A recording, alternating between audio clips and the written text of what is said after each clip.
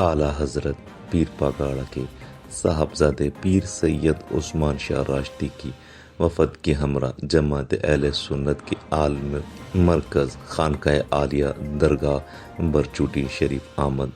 مرکزی امیر اہل سنت پاکستان حضرت پیر عبدالخالق القادری سجادہ نشین خانقاہ عالیہ درگاہ برچوٹی شریف سے ملاقات، اہم امور پر تفصیلی تبادلہ خیال کیا گیا۔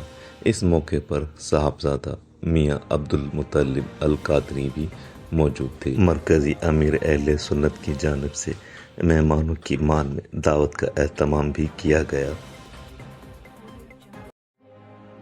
پیرجوں گوٹ درگاہ شریف سے عید میلاد النبی صلی اللہ علیہ وآلہ وسلم کے پرس مسرت موقع تے اور جماعت چونکی شہداد پور مخ خلیفے فقیر غلام حیدر دودو انٹ پارا دعوت جو اہتمام کیا گیا اور جماعت چونکی جیسلمیر مخ خلیفے فقیر قادر بخش منگریو خلیفو فقیر عبدالسلام ڈاہری بین معززین دعا گری جے بعد جماعت میں لنگر تقسیم کیا گیا۔ لاڑکانو اگوڑا M P A G D A Moazzam Ali Khan Abbasi جن بنی جہانن کے سردار مٹھڑے نبی کریم محمد مصطفیٰ صلی اللہ علیہ وآلہ وسلم کوٹ داراب عباسیت میلاد شریف جو پروگرام جو اہتمام کیا ویو ان موقع تے لاڑکان جے شہر جی سیاسی سماجی اگوان ऐं لاڑکنے واسن ہزار جی تعدادن میں شرکت کئی۔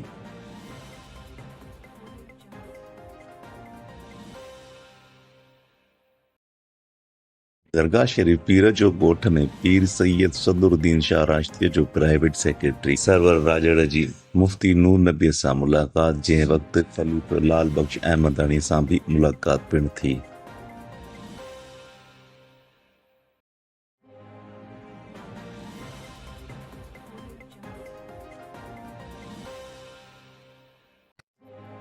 جشن عید میلاد النبی کریم صلی اللہ علیہ وآلہ وسلم جماعت وڈے جوش جذبے سان پورے ملک سمیت انڈیا جے راجستھان میں بھی لائی وئی۔